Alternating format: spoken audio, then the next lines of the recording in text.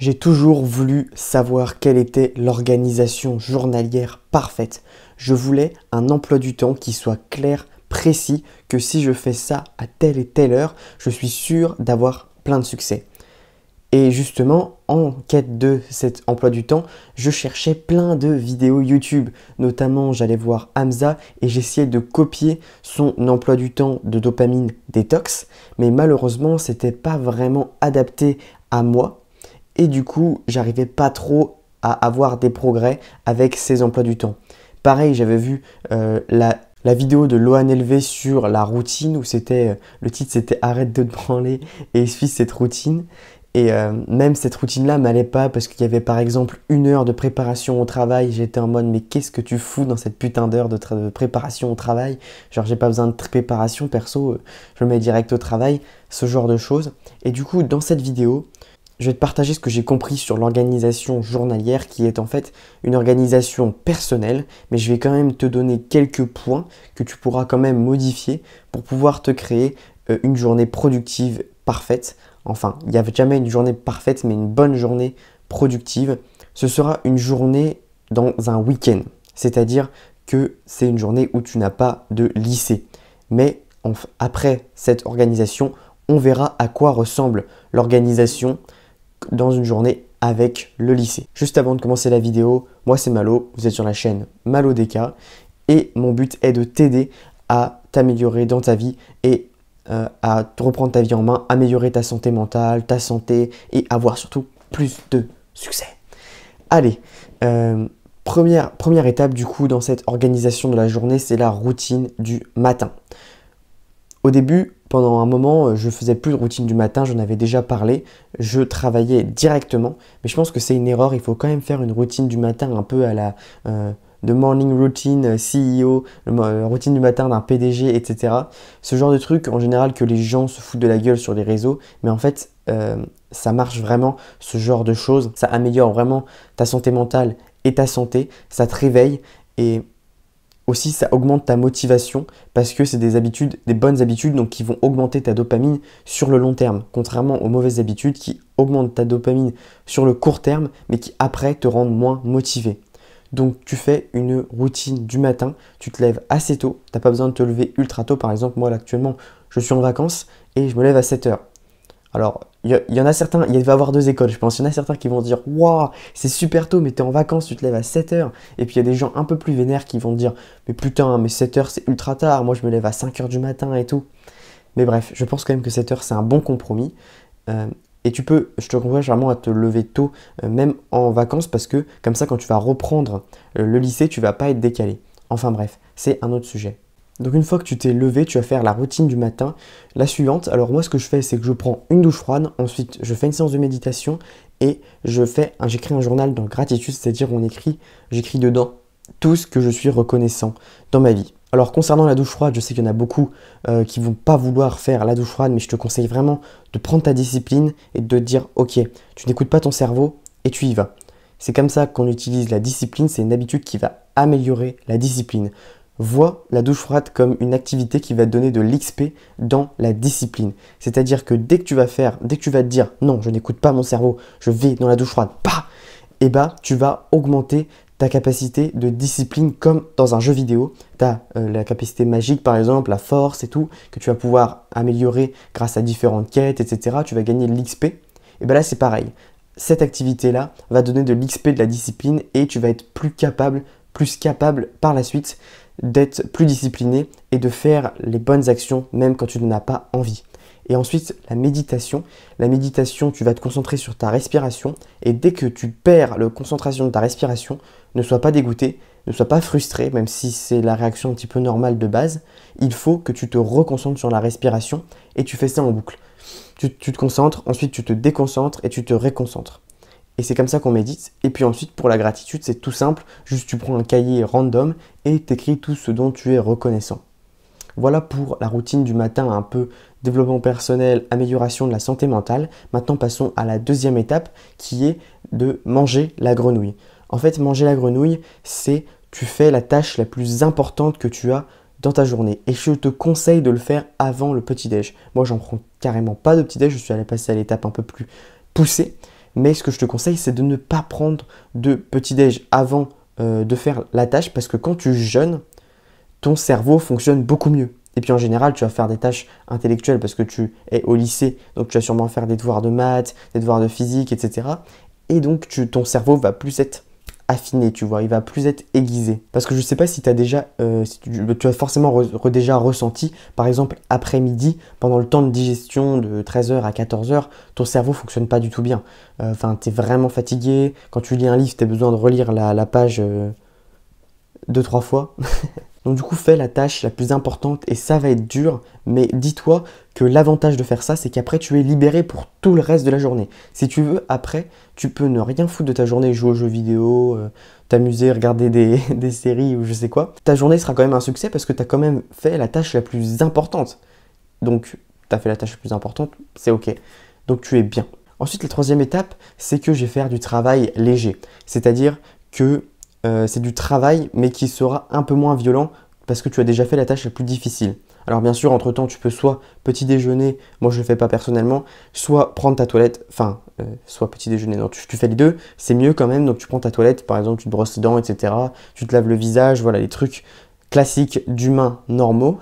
Et ensuite, tu vas faire du travail. Alors moi, du coup, je vous ai dit, je me levais à 7h, donc de 7h à 7h45 à peu près, c'est la routine du matin. De 7h45 à 9h, c'est la grenouille. Et de 9h à 11h, c'est le travail léger.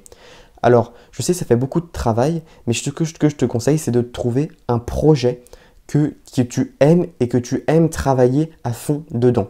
Par exemple, moi, c'est YouTube.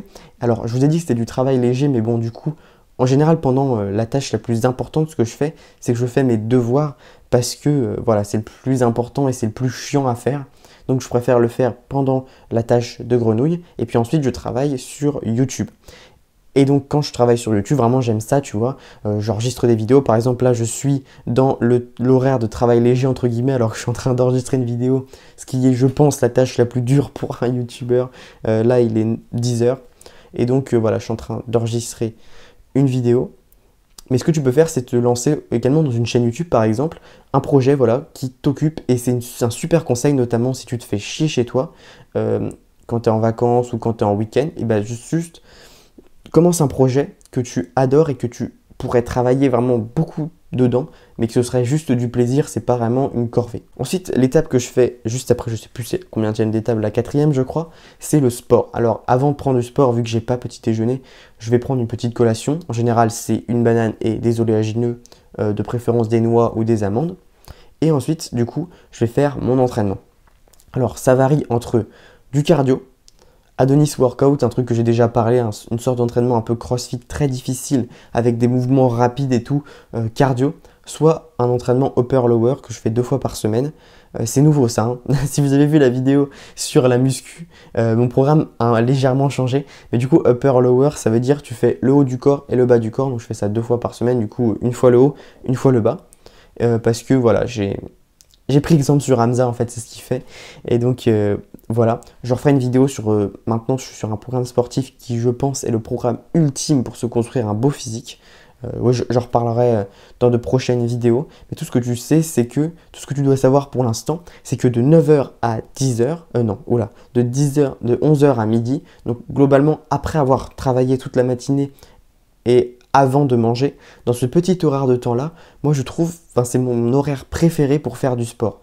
Je sais qu'il y en a beaucoup qui n'aiment pas forcément faire ce sport dans cet horaire, parce que notamment après ils sont fatigués, etc. Alors moi ce que j'aime bien faire également, c'est du sport juste après la collation de l'après-midi à 16h. Mais vraiment, moi c'est le temps 11h midi, 11h midi 30, c'est vraiment le temps que j'adore le plus et que je me sens le plus énergique dedans. Et en plus, j'ai la motivation d'aller manger juste après. Donc vraiment, parfait. Donc justement, après avoir fait l'entraînement, soit je mange, soit j'apprends. Et vous allez voir que apprendre, c'est la partie la plus importante en fait de cette organisation. Parce que je pense que tu devrais remplacer toutes tes mauvaises habitudes là, de jouer aux jeux vidéo, de regarder des séries et tout, par apprendre. Même si tu n'appliques pas, ce serait déjà mieux, tu vois. Et puis en plus, si tu apprends, et bah c'est vraiment ça pour moi, améliorer sa vie. Parce que tu sais, le développement personnel, c'est oui, on vous apprend à améliorer votre vie et tout. Mais finalement, il suffit d'apprendre plein de principes que tu apprends. Par exemple, Tu apprends qu'il faut faire ça pour gagner plus de muscles. Tu apprends qu'il faut faire ça pour être un peu plus heureux. Tu apprends qu'il faut faire par exemple ça. Ouais, je dis par exemple, mais je donne pas d'exemple. Enfin bref, pour être en meilleure santé. Et si tu cumules plein de petits éléments que tu apprends, au bout d'un moment, ta vie va forcément s'améliorer. Tu vois ce que je veux dire? Donc c'est pour ça que je te conseille d'apprendre à fond. Et du coup, sur cet horaire-là, moi j'apprends pour le permis parce que je passe le permis jeudi. On est mardi à l'heure actuelle où j'enregistre cette vidéo. Je le passe dans 2 jours, donc je suis un peu stressé. Et c'est pour ça que j'apprends pour le permis. Et après avoir mangé et avoir appris pour le permis, j'apprends encore cette fois, mais cette fois, c'est pas pour le permis. J'apprends plus soit pour mes objectifs, c'est-à-dire être un meilleur orateur ou prendre du muscle, parce que être un meilleur orateur, mon objectif principal, c'est d'améliorer, de faire grossir cette chaîne, donc être un meilleur orateur, et également le fitness, comment prendre du muscle, etc. Et en deuxième partie, ça c'est l'apprentissage par rapport aux objectifs, et la deuxième partie c'est l'apprentissage par rapport au développement personnel, parce que je trouve ça super important, parce que c'est la base un peu de cette chaîne YouTube en plus, et comme ça je peux vous donner des meilleurs conseils, parce que j'apprends toujours de nouvelles choses que je peux ensuite réappliquer dans ma vie, vous donner des conseils, des feedbacks, etc. Et c'est pour ça que mes vidéos sont toujours de mieux en mieux. Voilà, yare daze, comme dirait Jotaro. Enfin bref. Ensuite, une fois que tu as appris, c'était en gros de 14h à 16h moi, donc c'est assez long, c'est 2 heures. Mais je te dis vraiment, c'est une bonne habitude pour moi à apprendre, c'est très controversé, mais c'est une bonne habitude. Ensuite, à 16h, je prends une collation et je sors de chez moi. Le truc, c'est que pour moi, l'après-midi, c'est le meilleur moment pour sortir de chez toi, pour fumer un peu le social. C'est-à-dire vraiment sortir un peu de chez toi et pas faire le mec en développement personnel un peu en mode monk mode, un peu autiste, qui n'a pas de relations sociales, etc. Donc ce que je fais, c'est que soit je sors aller marcher dehors dans le but d'aller parler à des gens et d'aller rencontrer des gens. Même si tu habites dans un petit village, tu trouveras quand même des gens. Et rien que le fait de leur dire bonjour en fait, et même de leur poser une petite question, une petite remarque, ça améliorera également l'XP de tes compétences sociales. C'est-à-dire comme dans un jeu vidéo, encore une fois, tu as ta jauge de compétences sociales et plus elle est élevée, plus tu as de l'XP, plus tu vas être à l'aise dans les situations sociales, etc. Tu vas être un peu plus meilleur en fait. Et les gens vont le voir et tu seras plus à l'aise et ça va s'améliorer, ta vie sociale va s'améliorer dans tous les cas. Ou alors un autre truc, c'est que tu fais du cardio longue distance, notamment avec un vélo parce que c'est là où tu peux aller le plus loin et tu vas essayer de découvrir des nouveaux endroits que tu ne connais pas. C'est extrêmement bon pour la santé mentale parce que c'est un peu ce qu'on est censé faire en tant qu'être humain, aller découvrir la nature, etc., aller chercher de nouveaux endroits et tout et tout. Donc je te conseille de faire ça également, varier entre social et aventure, j'appelle ça aventure. Et ensuite, normalement, il est à peu près 18h. Et à partir de ce temps-là, j'apprends encore une fois.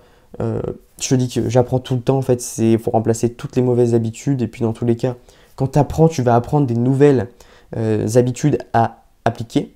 Et du coup, comme tu as beaucoup de temps d'apprentissage, tu peux remplacer ces temps d'apprentissage par les nouvelles habitudes que tu as apprises. Mais quand tu es au début de ton parcours de développement personnel, quand tu connais un peu rien, et bien forcément, il va y avoir plein de vides dans ta journée parce que tu n'as pas appris beaucoup de choses, beaucoup d'habitudes. Mais au fur et à mesure que tu apprends, par exemple dans des livres, dans des vidéos, on va te dire de faire telle ou telle habitude, de faire ça ou ça, et ta journée va de plus en plus se remplir avec plein de petites habitudes que tu as appris qui sont bonnes pour toi. Et bien sûr, après, on dîne. Voilà, je prends mon petit dîner, sain de préférence dans tous les cas. Et ensuite, c'est la routine du soir, donc vers à 21h30, je coupe toutes les lumières. Ensuite, je prépare un petit peu pour ma routine du matin. Je prépare le cahier pour la gratitude. Je prépare mes habits. Je range un petit peu ma chambre. Ensuite, je fais ma toilette. Et très important, je lis dans mon lit avec ma liseuse, comme ça, avec la luminosité le plus bas possible. Enfin, pas le plus bas possible, mais à 10%, à moins de 10%, des fois 7-6% de luminosité avec le filtre anti-lumière bleue. Tu lis comme ça dans ton lit 10-15 minutes avant de t'endormir. Et c'est vraiment le meilleur somnifère possible. J'avais dit que je ferais une vidéo sur la routine du soir, mais j'ai plus trop envie de la faire. C'est pour ça que ça tarde un petit peu à arriver. Mais je pense vraiment que je vais faire une vidéo sur le sommeil où je parlerai plus en détail de ça, parce que c'est vrai que c'est un domaine que je maîtrise quand même maintenant pas mal, mais je pense que c'est pas un domaine très populaire. C'est pour ça que j'hésite un peu à le faire. Enfin bref, tout ça c'était pour la journée en week-end quand tu n'as pas de lycée. Mais à quoi ressemble une journée productive quand tu as le lycée, notamment quand tu quittes à 18h? Tu peux te dire que tu n'as pas beaucoup de marge de manœuvre en fait, parce que voilà, Tu vois, moi, je rentre chez moi à 18h50 et au bout d'1h30, je me couche à 21h et que je me prépare du coup à 20h30. J'ai vraiment pas beaucoup de choses à faire. Mais ce que je fais, c'est que j'ai quand même un emploi du temps pour chaque jour parce que chaque jour, je quitte à des horaires différentes. Mais surtout, ce qu'il faut que tu retiennes, c'est que faut que tu agisses en fonction de tes priorités. Et les priorités, normalement, à peu près, doivent être les devoirs en first. Tu vois, tu fais d'abord tes devoirs. Ensuite, moi, je fais du YouTube. Après, si tu n'as pas de projet de YouTube, tu peux directement passer à la troisième priorité qui est le sport. Et ensuite, apprendre. Et donc, de cette manière, tu vas avoir quand même à chaque fois une journée productive. Donc, en gros, tu commences par la journée du matin et le soir, tu suis les priorités. Et tu vas faire, par exemple, 1 heure de devoir. Ensuite, tu vas faire 1 heure de sport. Et puis ensuite, tu vas prendre 30 minutes et ce sera déjà l'heure à peu près de se coucher. Enfin, pas forcément de se coucher, mais voilà, ce sera le soir, etc. Et voilà, il faut agir en fonction de tes priorités. Et tu peux me demander aussi, mais que faire en cas d'imprévu? Parce que c'est bien joli de se donner des planifications et tout, des routines à suivre chaque jour. Mais moi, j'ai une vie très remplie, voilà, c'est très différent. Et bien ça, c'est une excuse. C'est une excuse parce que moi aussi, je me disais cette excuse, je me disais que ça peut pas être possible de se donner des routines tous les jours parce que tu as tout le temps des imprévus, machin, machin. Alors oui, évidemment, il y aura des imprévus, mais cette routine n'est pas faite pour être suivie à 100% chaque jour, chaque jour. Moi, par exemple, hier, j'avoue, j'ai joué aux jeux vidéo. J'ai raté ma session de travail sur le business et à la place, j'ai joué à Donkey Kong. Voilà. Et c'est pas grave. Le but, c'est de tendre le plus vers les 100%, sans jamais vraiment les atteindre. Enfin, tu peux les atteindre. C'est même très bien si tu les atteins. Mais tu vas probablement jamais atteindre 100%. Et bah, c'est pas grave, le but de cette routine c'est de améliorer ta vie parce que maintenant tu as une sorte de template pour ta journée où tu sais chaque jour quoi faire. Et puis comme ça, quand tu te fais chier mais que tu as quand même envie de faire quelque chose de productif, tu regardes la template, quelle heure il est? Il est 16h, ok 16h c'est l'heure de sortir, donc tu sors et puis voilà, tu as quand même fait quelque chose de plus productif. Il faut vraiment prendre ça comme une template, quelque chose que tu pourras adapter chaque jour. Et puis quand tu commences à faire une routine, tu vas te rendre compte que tu n'as pas tant d'imprévus que ça. Quand tu regardes bien, en fait, la plupart du temps, tu joues juste aux jeux vidéo et c'est une excuse que tu te donnes d'avoir des imprévus. Mais en gros, il n'y a pas vraiment d'imprévus. Tu as une vie quand même déjà bien routinière. Tu fais toujours la même chose. Même sans avoir de routine, tu fais juste les mauvaises habitudes. Donc voilà pour cette vidéo. On a vu comment s'organiser sur une journée. Elle est un peu plus longue que ce que je pensais, mais en même temps, il y a beaucoup de choses à dire. J'ai essayé d'aller concis possible, j'espère que j'ai été clair. Donc du coup, tu peux t'abonner et liker la vidéo. Sur cette chaîne, c'est un mouvement de jeunes hommes qui reprennent leur vie en main, leur santé et qui veulent avoir plus de succès, qui en ont marre de vivre une vie dirigée par les petits plaisirs faciles. Donc si ça t'intéresse, abonne-toi et tu peux aller voir cette vidéo maintenant qui sera, je sais pas trop encore, peut-être sur, oui voilà, disons 7 habitudes qui vont changer ta vie. Regarde cette vidéo, elle est cool et puis voilà, ça, je te dis que pour apprendre, comme ça tu auras des nouvelles habitudes à appliquer chaque jour et ben voilà, c'est le cas. Sur ce, ciao, c'était Malo, bisous bisous.